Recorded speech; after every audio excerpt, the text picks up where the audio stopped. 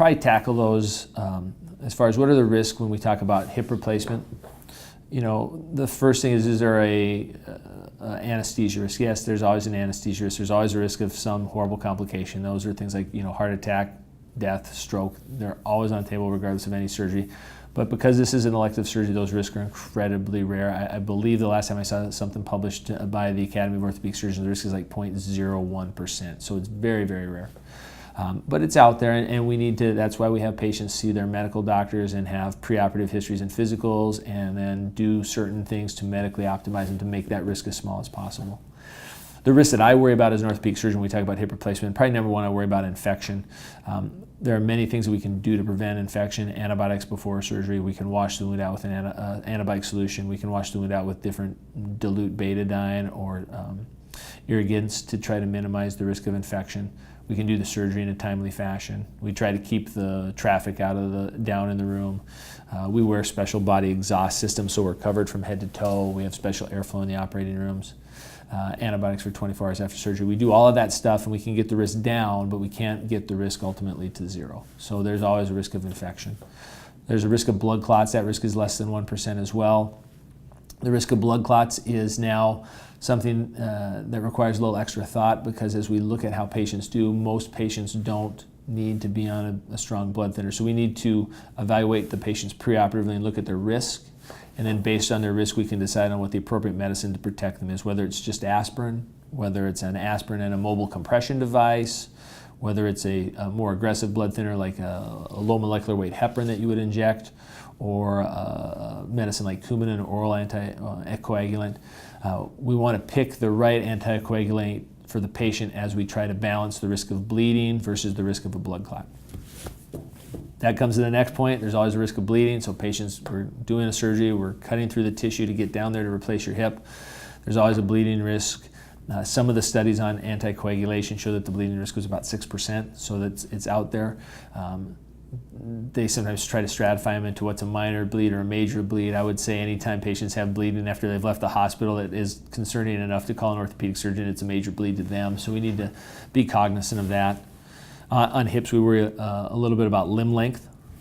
We spend a lot of time trying to get the length of the legs as close as possible, and there's multiple techniques that we use to do that.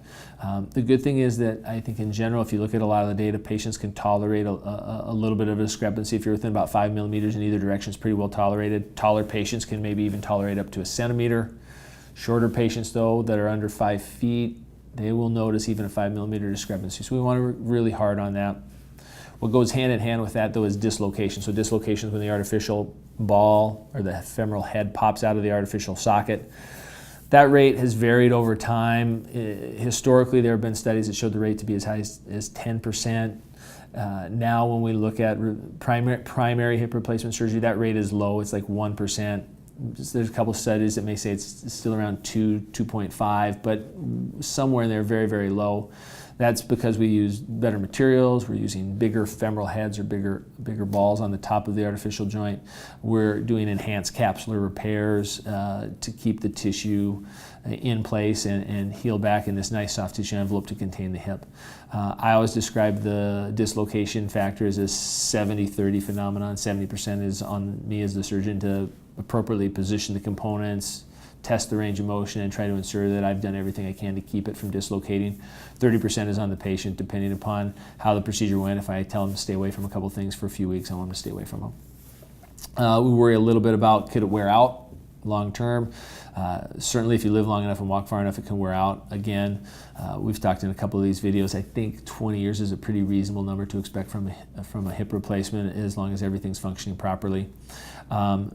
And then probably, do we worry about blood transfusions? Yes, there's some things we do anesthetic-wise now to limit those. So when we look at our data, we went from transfusing a small percentage of 6% of the patients about 2-3 years ago to now we transfuse probably 1% or just slightly greater than 1% of our total hips at this stage of the game. So again, those are all things we worry about. Most of them, the percentage of them happening is very, very low. Unfortunately, if you're a patient and you have it happen to you, you feel like the complication rate is 100%. When we talk about knees are a little different. So knees, we still worry about the anesthesia risk, the heart attack, stroke, and death. That rate is still very low. We still worry about infection. Again, that rate is low. It's less than 1%. We still worry about blood clots. We worry a little bit about nerve and artery damage, although those are very rare. The patients that are most at risk for having a nerve injury are probably the patients that have a valgus or a knock-knee deformity, and especially a deformity where we combine valgus or knock-knee deformity with what we call a flexion contracture, where the knee doesn't come out straight. And there's some specific things we can do to look at that. There's a couple studies that show the rate of nerve injury in those patients where they have valgus, knock-knee deformity, and flexion can be as high as 10%. So there are some very specific things we need to do preoperatively to counsel those patients about what to expect, and there are some things we can do intraoperatively, and there's a few things that we can do postoperatively to try to prevent that from happening. Worry about stiffness in knee replacements. That's sometimes a factor of the patient, sometimes a factor of the surgery, sometimes a factor of just how the wound heals. We also worry about instability, where the knee feels unstable because it's not balanced properly. That, if that is a problem, that typically is a problem that's only corrected by surgery. Again, we worry about blood transfusion, but we transfuse even a smaller percentage of our total knees than we do our total hips at this stage of the game, so those are very, very small. There's probably 100 other little things to worry about that come in ones and twos, but those are the big 8 or 9 things that we should worry about when we're talking about knee replacement.